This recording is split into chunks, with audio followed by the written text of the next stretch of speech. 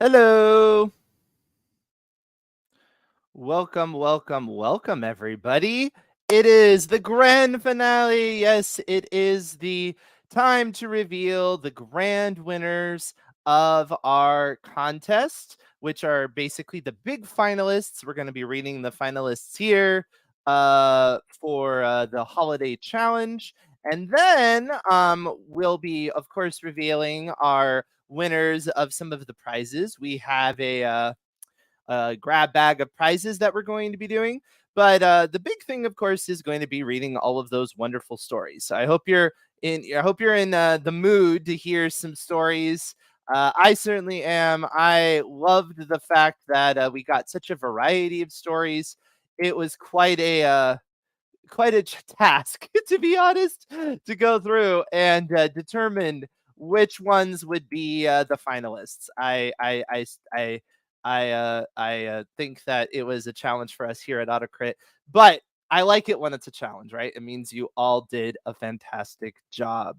So the first thing I want to bring up are prizes. Yes, we're going to be giving a few prizes, and that is for just grab bag prizes based on you randomly being picked out of the hat.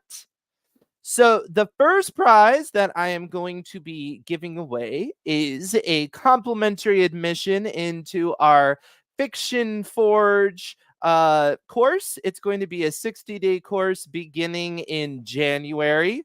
So it's similar. We just did a full throttle 30-day challenge that tied in with NaNoWriMo. It's going to be very similar. It's just a slower pace for people who don't write quite a book in 30 days. And so it might be easier for you to keep track with it. So anyway, it'll be from start to finish, different sessions about writing a book. And the winner of that is going to be Celine Grace. Celine Grace, you have won Fiction Forge. And I'm going to give away one more of those, and that is to Margaret Shea. Margaret Shea, congratulations to you. So that's awesome. The next thing that I would like to give away here is going to be our self editing workshop. So, our self editing workshop is a two-part workshop that goes into, as you might imagine, self editing again from start to finish. It's helpful because the way that editing often works is that, well, you don't know you're finished until you're finished, right? Good art isn't finished, only abandoned. So therefore, how do you know you're finished? I just said you didn't know till you're finished till you're finished. Well, this is where systems can help. So the self-editing workshop, and if you want to sign up for it below, is a way for you to learn systems so that you can kind of go down a checklist and then you can feel accomplished that you, in fact, pulled it off, right? And you're like, okay, if anything else, I've done the thing, right? All right, so the self-editing workshop is going to go to Becky Muth. All right, Becky Muth, you are the grand winner of the self-editing workshop. And I do have one final prize to give away. This is the big enchilada. This is lifetime to the writer's desk, to AutoCrit, a lifetime membership. It's a big deal. I know. We have some lifetime members out there. If you're a lifetime members, do a little shout out. Whoop whoop. All right. So the lifetime membership here is going to go to, wait for it, Kimberly Medalis. Kimberly Medalis. Yes. Congratulations. You are now a lifetime member. Whoop whoop. Awesome. All right. So, that being said, let's get into the contest itself. The contest itself was to be a story that was less than 1,000 words. We didn't want you to have any generic descriptions, and it could be about any holiday. Yes, before I talk about the fantasy club. So it's time to bring up some of those stories and just go ahead and start reading. That's what's going to be the majority of these. Now, not all of these have titles, they're in no particular order. I am not going to try to make any comments about them because I do not want to influence your vote about them. I'm not saying that there aren't some I like more than others. I think that's certainly the case. Uh, and I will ultimately have 9 this today. I know we said 10, but I just for the sake of time, we only have an hour, so there will be 9 finalists. Okay, just a minute here. Let me go ahead and pull this up. So this first one, I know you can't read it. I'm going to try to zoom in a bit more, make it a little bit easier to read. Uh, okay. The My Ghost of Christmas Present is the first one. Though the events of today would be predictable enough, there were few traditions better than a family gathering at Christmas. As we got to the front door of my aunt's house, hugs and kisses were exchanged by everyone. I reached for an unopened bottle of top shelf rock and rye and poured myself a glass. The crackle it made as it passed through the ice was as refreshing as the familiar jingles from the Christmas cartoon on the television. An oven full of turkey and stuffing, along with fresh cranberries and cinnamon apples on the table, filled the kitchen with a sweet aroma savored only a few times a year. Each of us scattered in different directions. My aunt pulled me aside and asked if I needed money. I told her I didn't, but just like every other year, she gave me $50 and told me it would be our little secret. My sister and cousin, separated by only 2 years, gossiped and giggled about men and shopping, while my brother made his rounds introducing the newest addition to the family. He had been with his beautiful wife for nearly 3 years before tying the knot a few months prior. My uncle, in his usual fashion, was asleep on the couch. I swear the man was never awake. My grandfather sat by himself at the dining room table, his wife long since passed, and was content to let people come to him. He spoke with enthusiasm as members of the family would sit down and bring him up to speed on all the happenings of their lives. Seeing him now alone, I took the opportunity to join him for a drink. Pouring us each a fresh glass, we raised our hand together for a toast. Young sir, he said. Old man, I laughed as I emptied my glass. There were few things I enjoyed more than listening to the World War II vet, the man I had been named after, speak of life. With age comes wisdom, and I always walked a wiser man after our conversations. He spoke of how to live, how to treat a woman with nothing but the utmost respect and love, how to raise a family, put the needs of others before yourself, how to forgive, the importance of hard work, morals, and kindness. The list went on and on. In short, he told me how to be a man. These were the conversations that would serve me well as I tried to navigate my journey through life. I knew to cherish them. The source of knowledge wouldn't be around forever. With a new drink in one hand and a multicolored ball in the other, I went to hang the last ornament onto the tree. But as I reached up, I lost my balance and fell to the floor. The decoration came along for the ride and crashed on the ground. As glowing lights from the tree sparkled through the shattered remains of glass, my attention was brought to an end table in the corner of the room. A framed photo I had placed at the beginning of the month stared back at me. No, wait. This is my house, my holiday.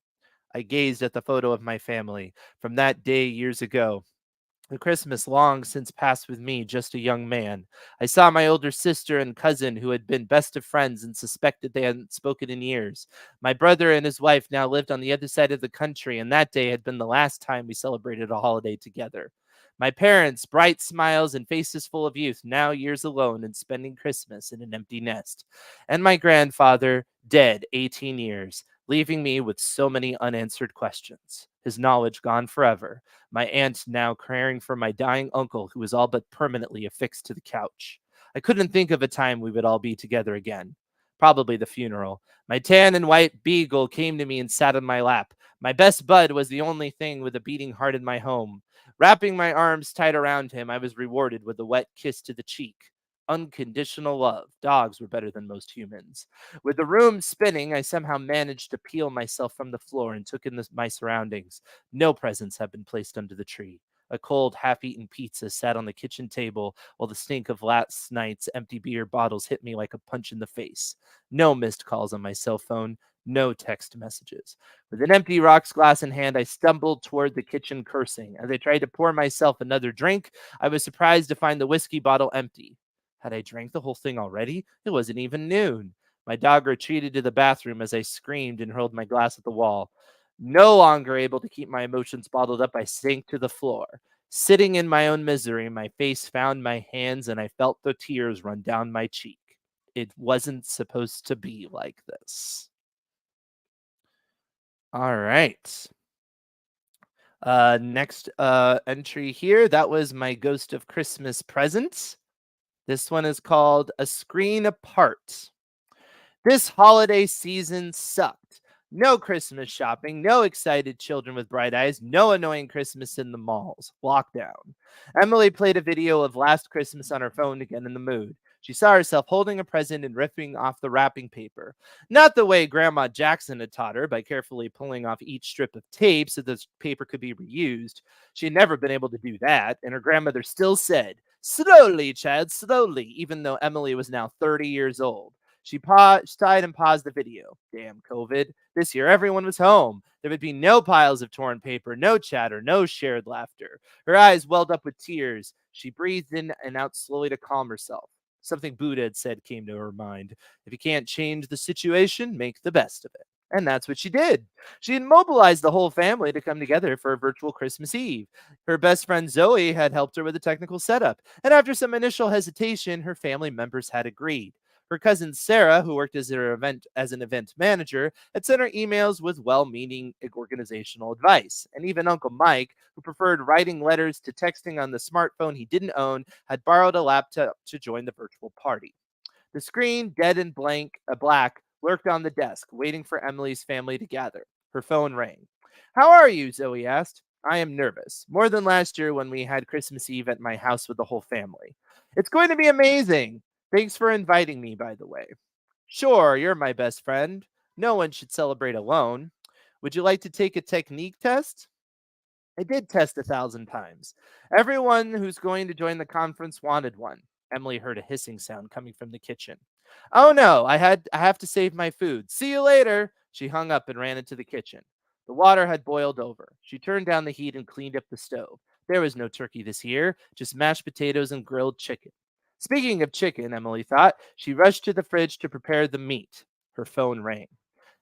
"Emmy, it's Mom. I'm sorry. Until now, we knew what to do. But now, I'm so nervous. This is the first time for me and your dad." Her mother giggled. "I mean, we've never done this before." "Mom, have you already celebrated?" "No, of course. We wait for everyone. Your father is preparing the turkey. We only had a little champagne. It's already 8:30 here." The time zone problem. Emily glanced at the kitchen clock. It showed 7:30. Enough time to prepare her dinner and be ready by 8. "Mom, we've done this 3 times. Just turn on the computer, open the video conferencing program, and join the meeting. It'll be fine." She heard a soft knock knock on her phone. It was Uncle Mike on the line. "Love you, Mom," she said and hung up. "Emily, what am I supposed to do? What am I supposed to do if I don't have electricity?" "You don't have electricity, Uncle Mike?" "No, I'm just asking. Nobody knows what kind of shit is going to happen." "It'll be fine. I'll see you in 30 minutes. She hung up. The world has gone crazy, she thought. Then she hurried into the living room to check the electricity. In fact, her notebook was not plugged in. She connected it to the power supply and launched the video conferencing program. Then she called Zoe. "Can you please join the conference? My mom and my uncle are driving me crazy. I just want to make sure everything works." "Yeah, sure," Zoe replied and was in the video conference a short time later. Emily took a deep breath. "Thank you for being here with me." She eyed the screen that showed Zoe's face and for helping me with all this technical stuff. "Sure," began Zoe. Emily's timer went off. "Sorry, I have to cook," she said to Zoe. "Just stay if you don't mind." "Sure, I'll be here." Emily hurried into the kitchen. The potatoes were done. She picked up the pot and burned her fingers. "Ouch!" She dropped the pot. The hot water poured over the stove and evaporated with a hiss. The potatoes rolled wildly and fell off the stove. Emily reflexively tried to catch them. "Ouch! Ouch!" Finally, she stood there, blouse and pants soaked, burnt fingers, and 3 saved potatoes. She cleaned up the mess and was ready to prepare the chicken, but then her eyes fell on the clock. She only had 5 minutes. Her phone rang. "Emily, where are you? I'm waiting to join the conference," Sarah called. "I told you to come early. There's only 5 minutes left." Emily counted to 10. When she reached 3, she replied, "I'll be there in a minute." Soaking wet, she left the kitchen and hurried to the computer. People were already lining up.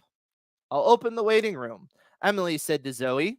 And her mom and dad, her cousin Sarah, her uncle Mike, and many other people, nephews and nieces, aunts and uncles, poured into the video conference. The last guest was her 96-year-old grandmother. Tears welled up in Emily's eyes. Why are you crying, child? And why do you have a wet brow? Her grandmother asked. It's okay, she shrugged helplessly. Where's your food? We were supposed to eat together. Emily wiped away her tears and went to the kitchen. She decorated the three saved potatoes with some parsley and frowned. I will always remember this feast. She grinned. After dinner, they would sing carols together. That would be fun. A scream apart, and yet together she mused. Smiling, she went back to her family. So that one is a screen apart. All right, so the next one, hold on here. I'm trying to keep track of these as we go. So that way you have them at the end there. So let me just type this up really quick.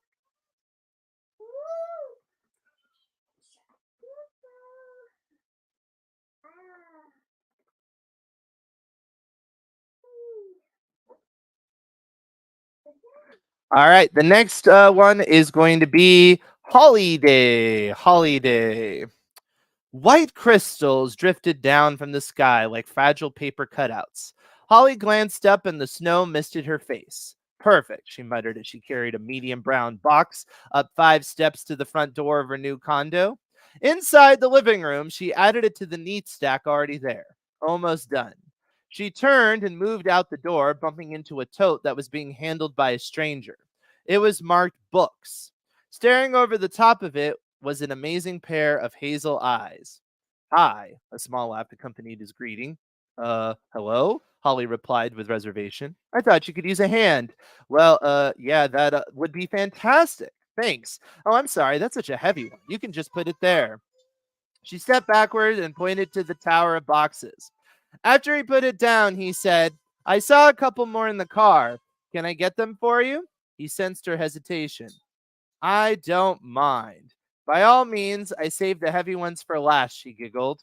He went back out, and Holly put her hands on the ends of her braided pigtails. She must be a mess. He came in with the last container, an oversized one with a fragile sticker on it, and he moved cautiously with it. There you go. He smiled at her, winking with his right eye. She blushed. Thank you so much. I'm so sorry. I can't even offer you a cup of coffee or even a glass of water. She gave a nervous laugh. Well, I can help you unpack. His eyes twinkled with the reflection of the sun shining through the picture window. Or I can make us coffee. I live next door, so we are officially neighbors. And he raised his right hand palm up to the pile of stacked cardboard. I do know where my coffee maker is. That is definitely a bonus, but I probably should just stay here and get to work. Okay, I understand, but if you change your mind or if you need anything, I'm right next door. He peered at the label on the the label at a box closest to him. Holly. She realized she had put her name and phone number on the packages that had gone into storage before the move. That's me. He squinted at the writing again.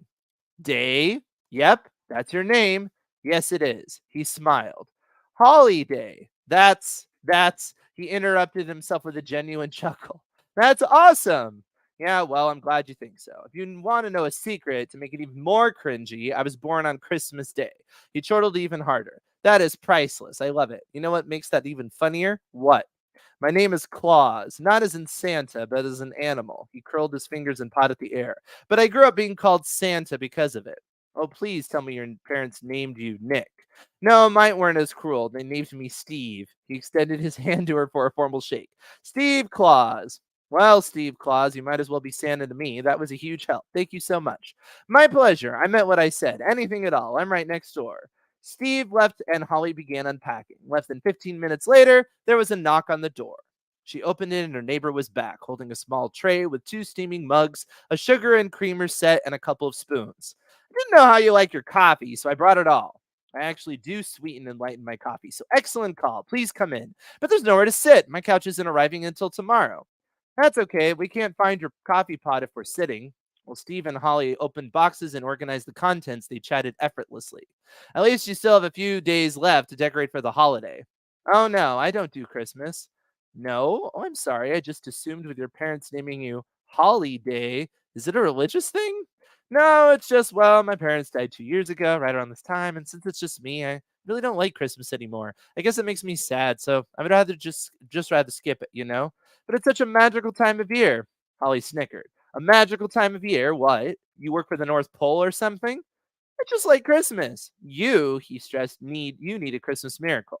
I don't believe in miracles, and please don't tell me you're going to cast a spell on me or I'll wake up in a whole different life. He gazed at her intently and she felt her heart pound faster. If I put a spell on you, I wouldn't want you to have a whole different life. I'd want you right here. The next day, Steve spent the day helping Holly move her furniture into place. Well, after the movers left, when they were finished eating a delivered pizza, he said, "I have something for you. I know you don't like Christmas, but just give this a chance. You better not have bought a tree. I don't want one. Seriously." No, I thought we could start small. Work our way up. Close your eyes.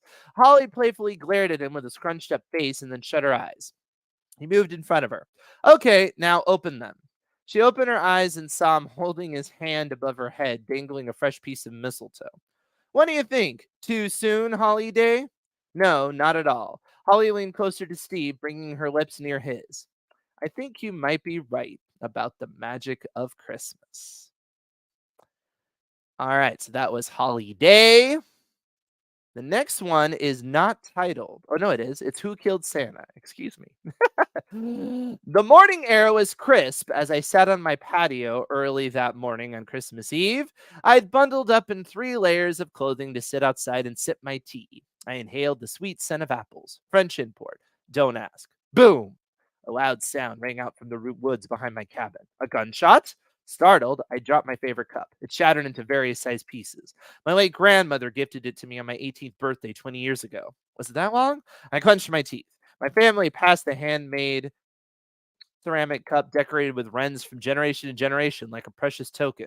As I stared at the broken heritage, my eyes prickled, and I squeezed them tight, for I would not cry. Wait, the shot! What was that? My eyes darted in all directions. My pulse sped up. The tension swirled inside my body as anxiety filled my pores. The shot unnerved me. I stayed here alone. Margaret, my latest muse and lover, left a year ago on Christmas Eve. That bitch. Was I really that needy and suffocating? After Margaret's betrayal, Christmas was my least favorite holiday. Concentrate. The shot. Should I investigate? I searched the woods for any signs or movements from the comfort of my patio. The cold, brusque air stilled.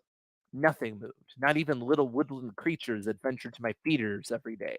Ominous. Spent the last 2 months in my rustic cabin looking for inspiration. I glanced back at my trusty worn out Mac laptop and reread the last sentence of my latest cozy crime mystery. The old man's red suit disguised the gooey substance oozing down his back. If not for the tiny black hole and minuscule droplets of blood marring the pristine snowy powder on the ground, I wouldn't have known he got shot. The man in a red suit. What a joke. Was I trying to murder Santa? Undoubtedly, I'd imagined the whole thing. I often pictured the scenes I wrote like a movie reel. That happens when you're a writer who kills people for entertainment. Relax, people, on paper only.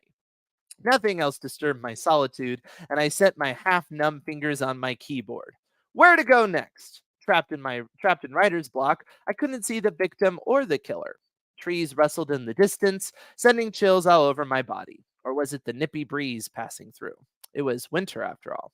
The forest exhaled. A figure in red coat stepped out into the clearing. I squinted, unable to make any distinctive features so far away. I reached for my glasses, which usually dangled around my neck. I patted my chest. The glasses were not there. Perhaps I left them in my kitchen. I rested my hand on my chest as I turned back to the woods. Nothing. A figment of my imagination? My character conjured from the pages of my unfinished story? My mind played dirty tricks on me. The ear piercing crunch of the snow under heavy boots made me jump. My phone was in the kitchen too, resting next to my glasses. I could barely see them through the frosty window. Should I run inside and call for help? The wobbly figure approached. I screamed. A sheer terror rose inside like a gnawing wave of panic. Do not come any closer. Who are you? I have a fierce guard dog, so if you cherish your life, don't make another step. Guard dog? Where did this come from? My min pin PETA was all bark and no bite. She was probably hiding in my bedroom in her cozy, swanky bed. PETA hated winter and snow. Did I scare the man off? He stopped a few feet away, unsteady. then dropped like a rag doll face down. A few maroon droplets tainted the pristine whiteness of the ground under his listless body. The silky strands of white beard blended with the snow. I froze. Santa? My voice, barely above a whisper, got lost in a breeze. The man lay still. I picked a sick stick PETA loved to play with and cautiously walked toward the body, holding my breath. As I poked him on the shoulder, the man groaned, and I jumped back, holding the stick with both hands like a sword, darting my eyes in all directions. Whoever shot him might still be around. My stick was no shield from a bullet, but the adrenaline reached my brain and rendered me unable to think clearly. I poked him again. This time, the man stayed motionless, soundless. Two fingers on his icy cold neck confirmed it. The Santa was dead. I raced to the cabin, grabbed my cell, and dialed 911. Damn, the phone was dead, just like Santa. Where the hell was the charger? At this precise moment, PETA, the pain in the ass as she was, left her cozy cocoon and jumped on me, begging for her treats. I stepped on her paw. She whined. I tripped and hit the floor. Hard. When I came to, the darkness settled over my isolated world. Everything quelled again. I was outside, face down on my writing table. The laptop stayed open, and the cursor blinked over the last word I typed earlier. The pale moon emitted enough light to reveal nothing but piles of undisturbed snow between my cabin and the nearest trees. No blood, no body, no crime. Have I been asleep all day? Did I imagine the gory scene, visualizing it to get inspiration for my cozy holiday mystery novella?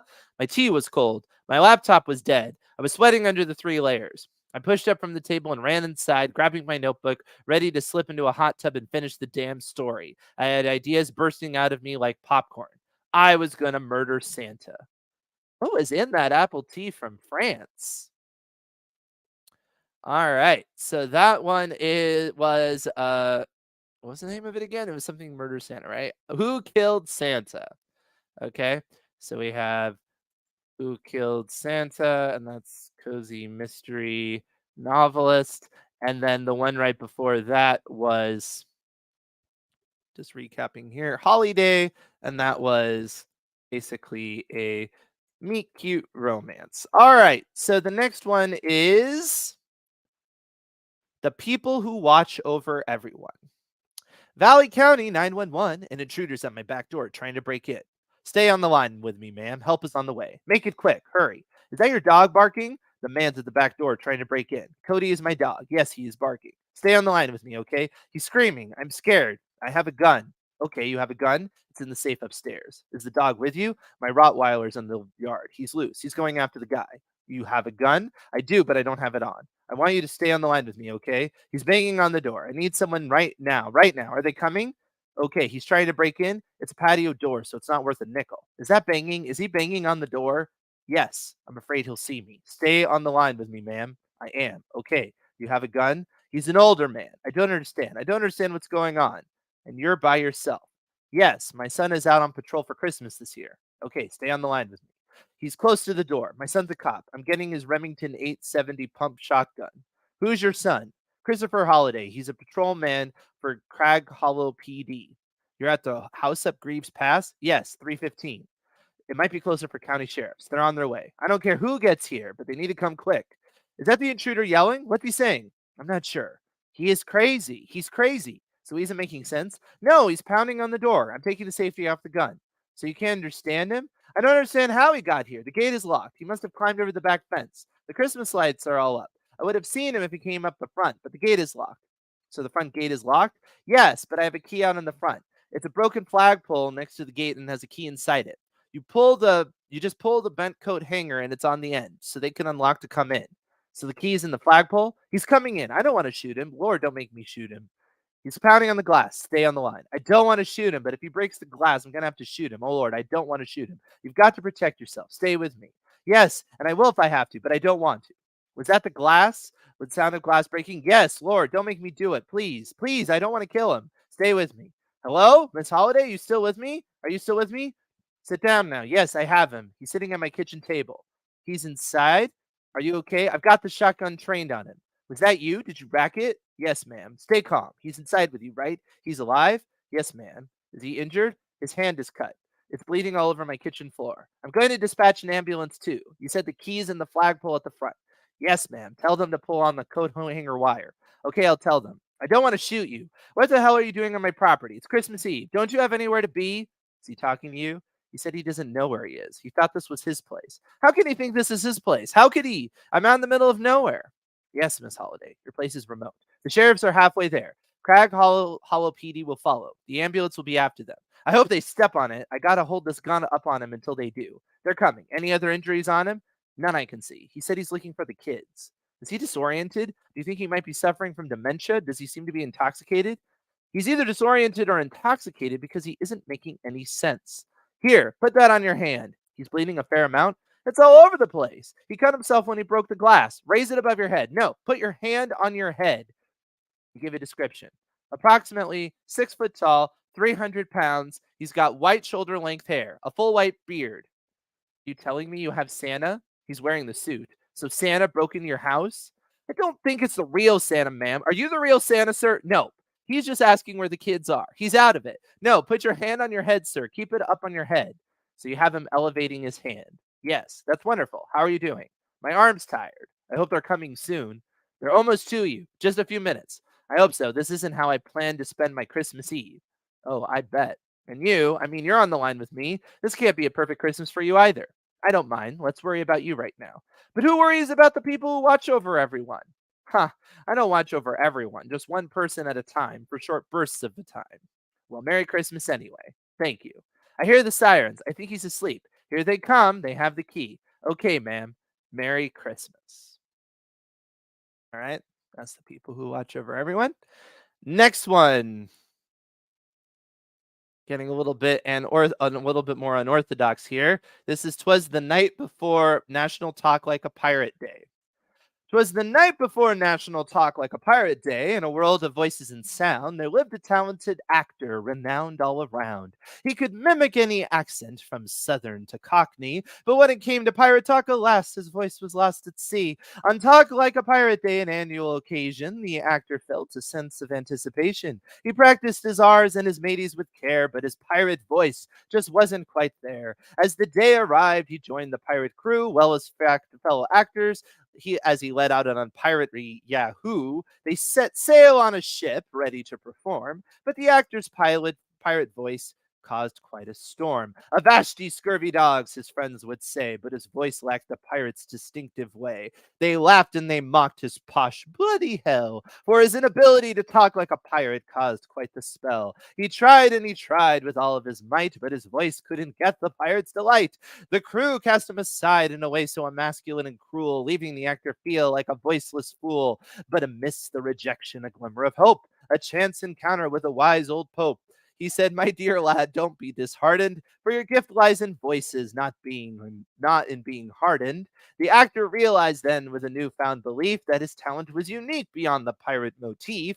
He embraced his true self, his versatile voice, and he decided to make a different kind of choice. He returned to the stage with confidence anew and was quite sure this brand new day would be a miraculous breakthrough. In a racquetball court, an athlete our hero would play on Talk Like a Pirate Day in a swashbuckling way. With each swing and each hit, he showed his might. But a misstep occurred, causing quite a fright. As he lunged for the ball, his toe met the wall. A sharp pain shot through him, making him bawl. "Arr!" he exclaimed in a voice full of pain.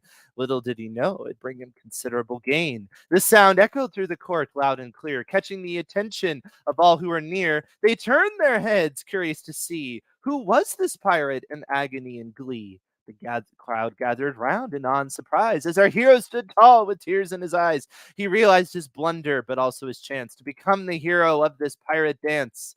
With a twinkle in his eye, he cleared his throat and spoke like a pirate with confident note. "Avast me, hearties!" His voice boomed through the air. The crowd erupted in cheers beyond compare. He rallied the spectators with his pirate speech, inspiring them all like a captain on a breach. They joined in the fun, talking like pirates too, all thanks to our hero who knew what to do.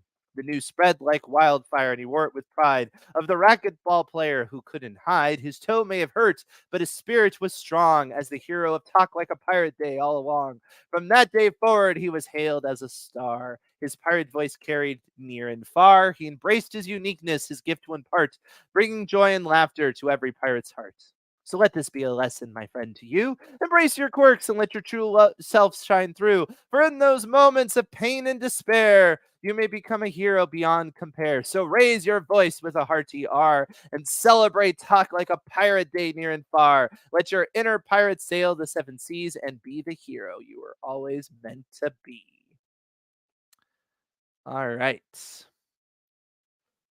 Next story, as you can tell, took a little bit of a side a side quote there. This one is in fact untitled. Well, actually, let me go ahead and update the last two. So we had who watches the people who watch over everyone,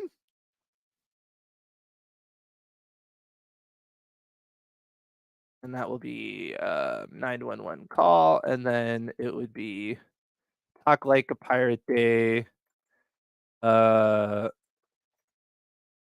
rhyme. Okay. All right, so now we have Untitled. Eyes tinkled in Dad's scotch and soda as the amber liquid slid past his lips. Ah, hish the spot. Where were he? He stumbled over the sleeping dog, careening into the tree, catching himself before he knocked it over. Damn dog. I pulled my knees to my chest, scrunching up into a tight knot. Didn't want anyone finding my secret spot. The open house my parents held every Christmas Eve was over. The guests gone, the food eaten, the liquor drunk, much of it by my dad. Me and Gretchen were supposed to be snuggled in our beds with visions of sugar plums and all that, but I'd snuck down to indulge in my favorite Christmas pastime, laying under the tree. Yeah, weird, I know. I like to lay under the tree, take my glasses off, and let my astigmatism blaze red, green, and blue rays from the tree lights. Everything went all misty, and the tinsel glistened like the moon on new fallen snow. When I blew a breath, everything shimmered. It was a wonderland all to myself, and I wanted one last time before Santa brought the presents. This led to tonight's unexpected eavesdropping. Mom shushed Dad. Honey, you'll wake the girls.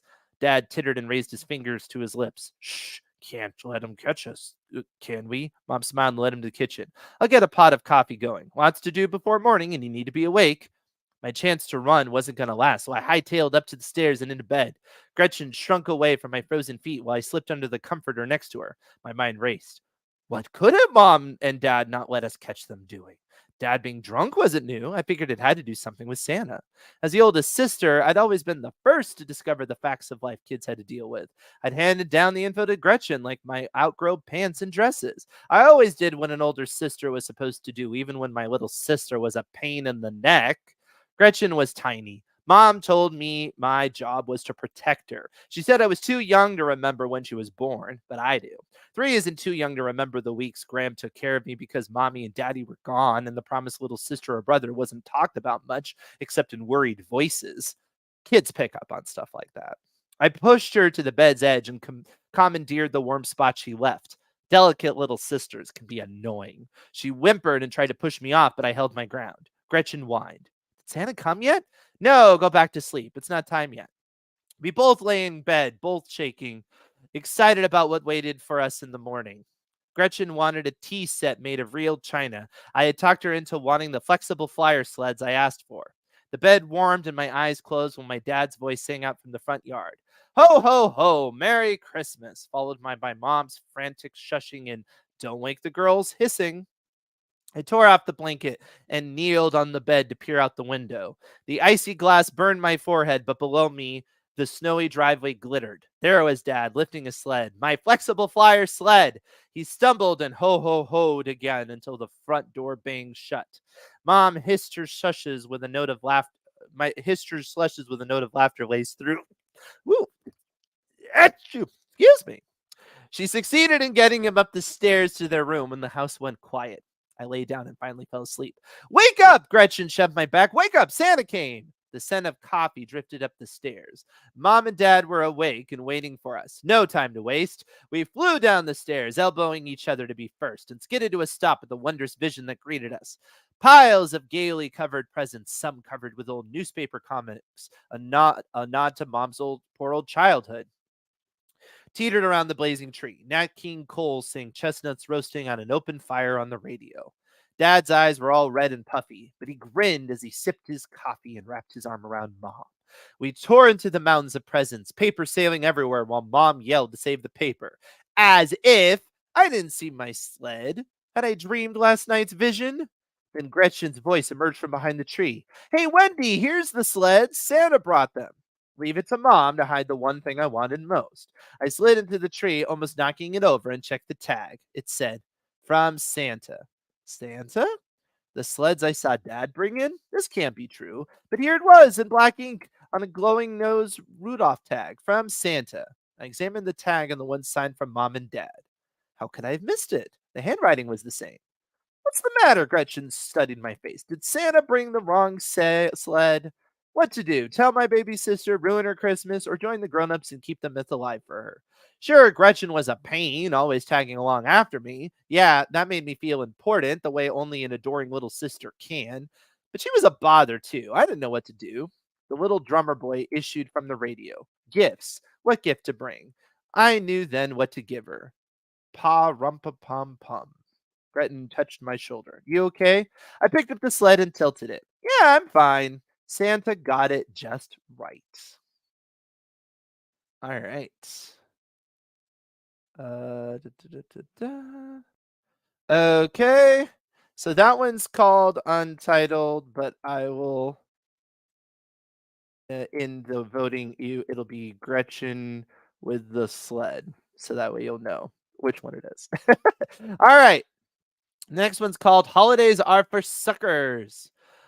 Brushing the thick damask curtains aside, Rosalie slid into the elegantly decorated bar. She paused in the entrance, her ruby red dress catching candlelight like tiny fireflies. A lock of ebony hair tickled her nose, and she nervously tucked it behind one ear. She still wasn't sure she should be here tonight.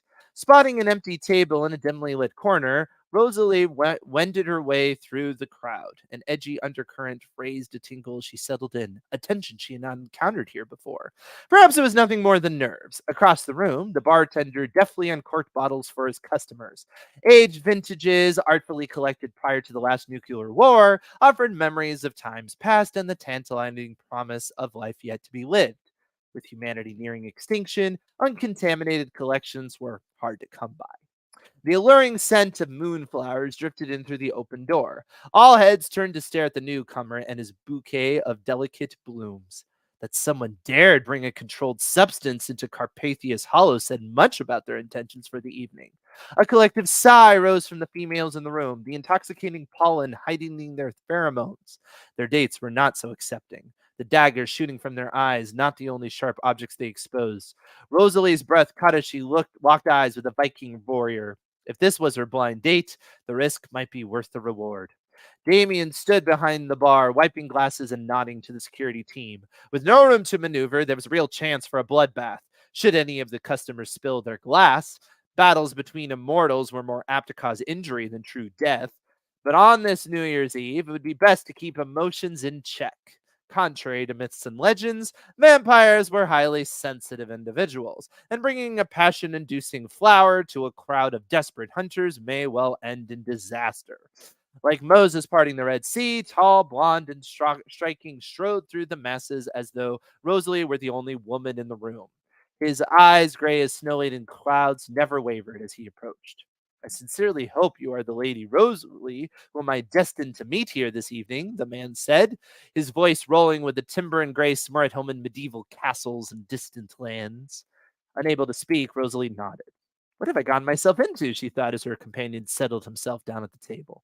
Beautiful flowers for a beautiful lady, he continued, preferring the bouquet.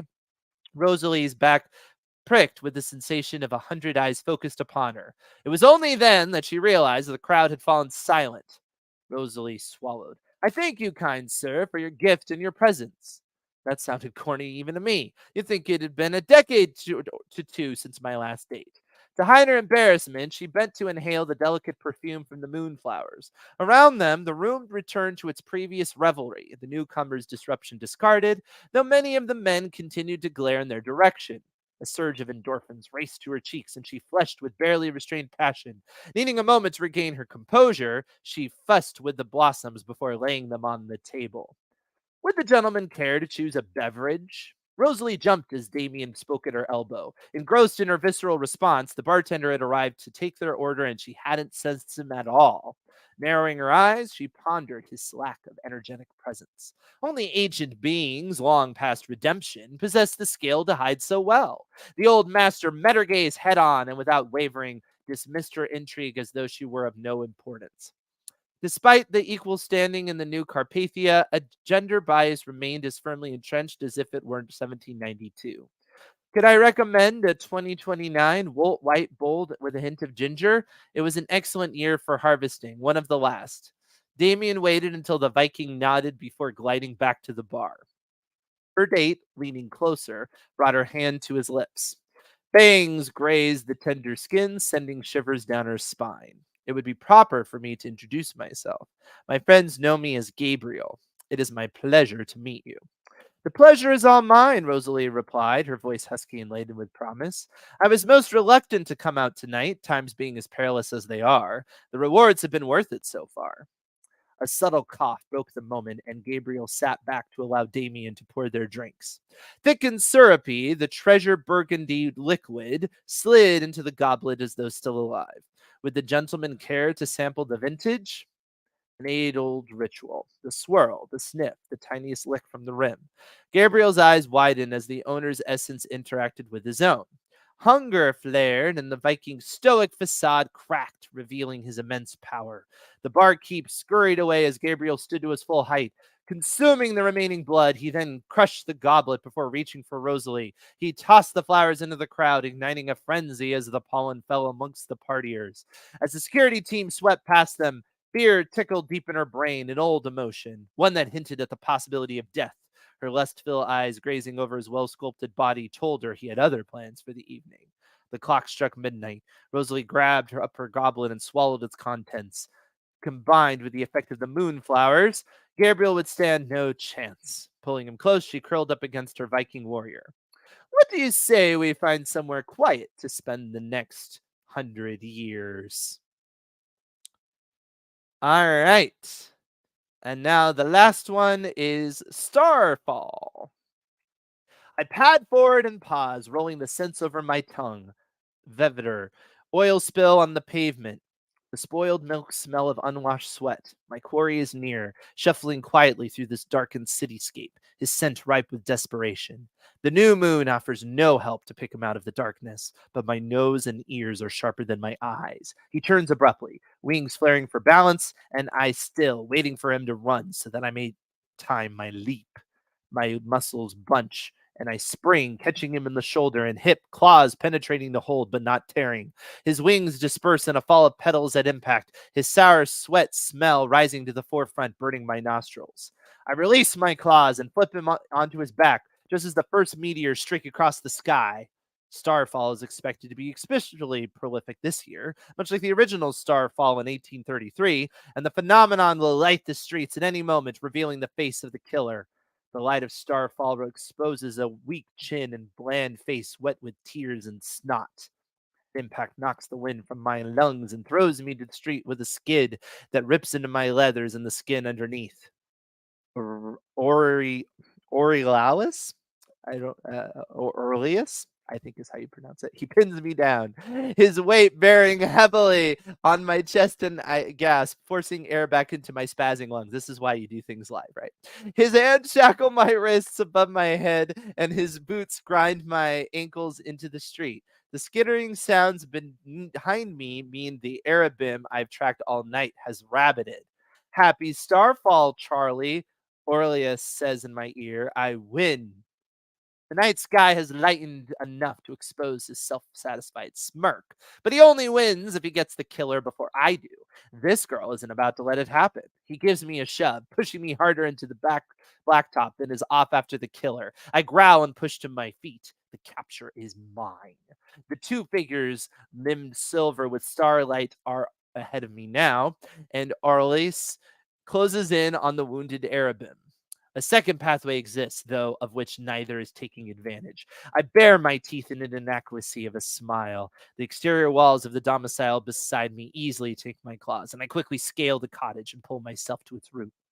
The way The way unfurls before me, a path of rooftops reflecting the starstruck sky. From house to house I bound, gaining on the figures, forced to navigate the maze of alleys below. This time I leap for Aurealis. I pounce. Or Aurelius? Aurelius is how it's probably pronounced. I pounced, hitting him hard in the shoulders and riding him down to sit on his chest. I grab the front of his leathers and shake him thoroughly. Why won't you stop? I yell, punctuating each word with a solid thump to his chest while he groans. He shoves me and I end up on my back again. But as he rises, I hook my foot behind his leg and push, tripping it back to the ground. I'm up in a blink, but just before my boot collides with his chin, he grabs my foot with both hands and twists me back to the pavement. He's on top of me again, his long body stretched out over mine, my wrists pinned by one of his hands, the other with a fistful of my hair to keep my snapping sharp teeth at bay. I undulate under him, contorting my body and kicking out from beneath. Then I'm on my feet, and after the fleeing Arabim, before Aurelius is off the ground. The sound of the killer's step is long since gone. Tracking his sour, sweet scent, I burst into a courtyard. The Arabim, crouching over a figure on the ground, startles at my entrance and flees again. Everything in me strains to follow my prey, but I can't ignore a potentially wounded person. The victim's dress appears to have been wetted down, the muslin transparent as it wraps around her, damp and clinging. She's shivering violently. Aurelius, I shout when his footfalls sound behind me. She's alive! He doesn't pause, unswayed from his mission to capture the killer. Aurelius, I call again. Go for a healer, please. Foolish, he snarls and jogs out his momentum. There's no room for sympathy in his life or kindness. He turns abruptly and runs off, either to a healer or to complete his chase. I do not know. Hypothermia. I crouch beside the woman, chafing her arms, trying desperately to get her blood moving. This is how the other woman died without marks on them. Her eyelashes are frozen in crystalline spikes. Her shallow breaths make hardly a fog. Out of my way, a woman in a healer's tunic pushes me aside and checks the victim's vitals. What's her name? Violet, says Aurelius behind me. Fox shifter. I can smell she's Kitsune, the healer's terse reply. Violet, she says firmly, leaning over the victim. Violet, can you hear me? She runs her hands along the woman's body, her arms and legs, her chest. Clouds of breath begin to emerge from the woman's mouth at regular intervals. She'll be fine. It's time to. He's gone. It's Aurelius, and the words are short, his jaw ticking. You lost him. Saving Violet is the one light that shines brightly against our grim track record. I can live with the outcome. Seeing Aurelius's face, I'm not sure he can. What a waste, he says. Starlight illuminates the twist of his mouth. We've saved her. She's the first we've saved. He huffs, relenting. You're right, Charlie, he says. It's not a win, but Violet goes home to her skulk tonight. Starfall? The streets are still silver, the meteors lighting the skies. Starfall celebrates the light in the darkness, the dogged and determined who persevere against the night. Yes, he smiles. Happy Starfall. All right, so that last one is, of course, called Starfall. And then the one right before that was called Holidays Are for Suckers. And I think that's pretty obvious. All right, so I'm going to go ahead and post in the chat all of those results. Thank you so much for joining me for that.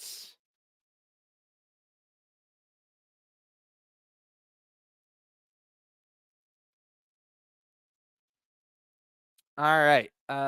Hopefully that worked there in the chat. Let's see. Is right. Yes. All right. Yeah. So go ahead and start voting. While we're doing that, I'm going to talk about some of our events on Autocrit because we just have a few minutes left here for the top of the hour. So I'm going to give you 3 minutes to go ahead and vote. So do not delay. Make your choice quickly. We, of course, have the Fantasy Sci-Fi Club, and that's every Tuesday evening, right? So tonight we're going to be doing a live feedback session. Keep in mind, of course, we actually are going to be making some changes to our clubs in 2024. Stay tuned for some announcements on that. But we are going to have our last 2024 or 2023, excuse me, club tonight. Took you automatically to the finished page. I think Tim got that correct. So let me know if anybody else has any trouble. Horror Club is tomorrow. It says you voted and you didn't. Hold on here. Let me see what's going on. We seem to be having a little bit of difficulty. Or, of course, is tomorrow at 6 p.m., and that's going to be hosted by Gareth, and that will be our last horror session for the time. I'm wondering, hold on here, if I accidentally shared the wrong one. Did I hit the wrong button? I did. I see what happened. All right. It's going to be just one moment, everybody. I apologize. I have to do something behind the scenes here. I hit a wrong button, and so you will need to vote again because anybody who's voted in the past for a different challenge, it's going to make it seem like you voted for this one. So just relax, everybody. We're going to have to do this again, and I apologize for this. Again, anybody who voted the first time is in fact going to need to vote again. Just give me 1 second here, and I will get this fixed.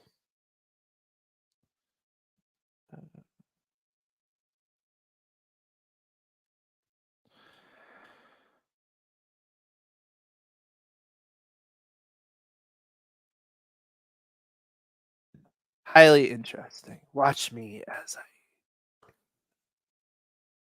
I do think in general it was a great group of entries. As you could tell, there was quite a variety. There was so much variety, and that's always something that makes it difficult to determine the finalists as well, because you do not want to leave out some of the variety, of course. But on the other hand, you do not want to, uh, you know, uh, just include things necessarily because it's variety either, right? So I tried to be representative of the diversity that we had because I certainly want that. But then I also tried to, of course, help with the winners when I was doing. Okay, that was funny because Tim said vote early and vote often. Yes, in fact, you will need to vote often if you voted already. Vote again. And I will. I can go back and I can actually see what happened. So it's not the end of the world.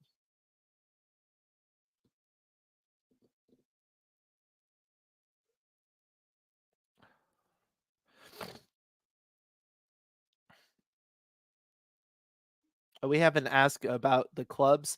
All of the genre clubs are going to be continuing in 2024. So don't worry about that. Okay.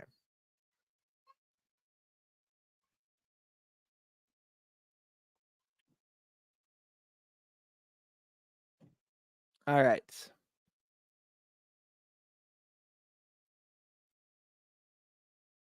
You're going to guess it worked. Let's see. I'm definitely getting responses. So, yes, it's working. So just go ahead and keep voting, everybody. There's accountability club on at 11 a.m. on Mondays, so keep that in mind as well. I'm just going to give another little bit here. So far, I've gotten 51 responses out of 78 people live. So pretty much everybody. It's pretty good indication here.